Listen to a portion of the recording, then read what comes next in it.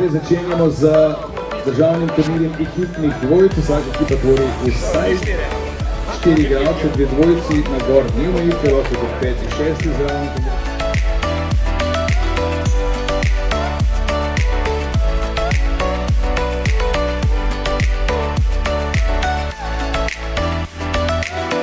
Premierna zgodba v Sloveniji, turnir ekip, debli s hendikepom.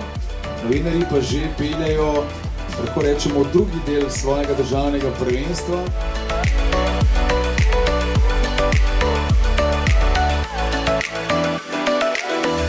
Na igrišče 2 in 3, skupina A, Kripli proti Knapom. Sredinski del tega programa zelo pomemben za slovenski tenis in sploh za poletni del teniške zgodbe v Sloveniji, ATP Challenger, zavarovalnica Sava, Slovenija Open.